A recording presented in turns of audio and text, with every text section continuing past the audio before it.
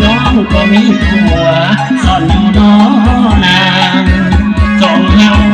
มีคนเคียงข้างยังบ่ปล่อยวางคิดฮอดเสมอวันใดเมียเพิ่ง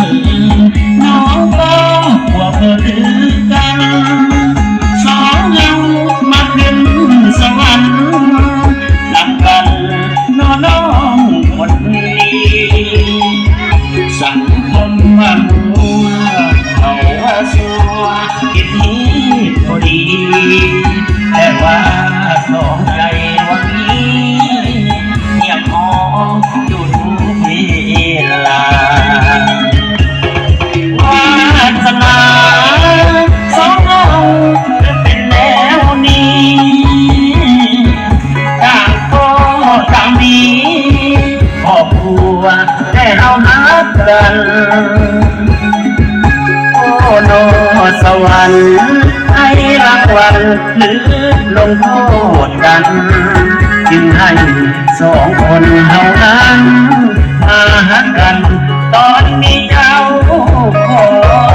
งใจแต่เลี้ยวมองว่าน้องยำถูกกับผัวคิดอยากเข้าไปพันหัวกระลือเปิดหัวของเจ้าเร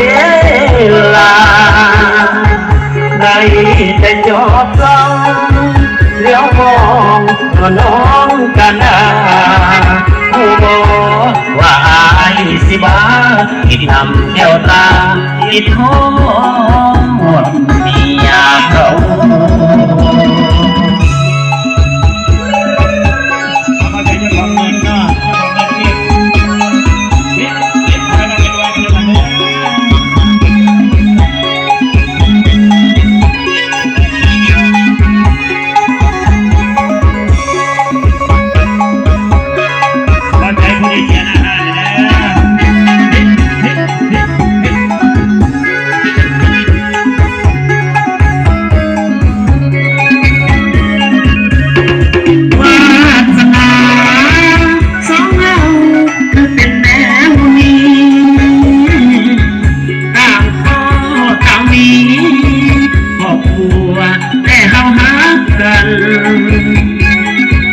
โอ้โนสวรรค์ให้รางวัลหรือลงโทษกันยิ่งให้สองคนเท่านั้นมาหักกันตอนนี้เจ้าข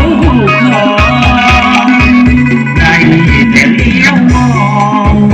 ว่าน้องยังอยู่กับผัวคิดอยากเข้าไปพันหัวยังเกิดปืนหัวของเจ้าเอ๋ลาในแต่จอบซ้องเลี้ยวมองว่าน้องกันดาผู้บอกว่าอายสิบ้า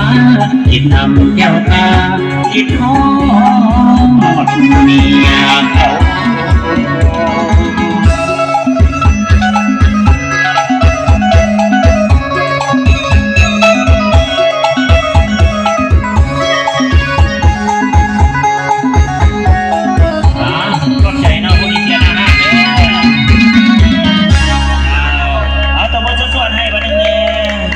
ผลงานเพลงใหม่พี่น้องคิดฮอดเมียเขาว่าซั่นแสดงสดมื้อนี้ เอาคิดฮอดซื่อๆบ่เป็นหยังดอกเนาะขอบใจหลายๆเจ้าของเงินเจ้าของพวงมาลัยแล้วก็ผู้ที่เสียอาหารเด้อพี่น้องเด้อพิเศษขอบใจมือกล้องถ่ายงาม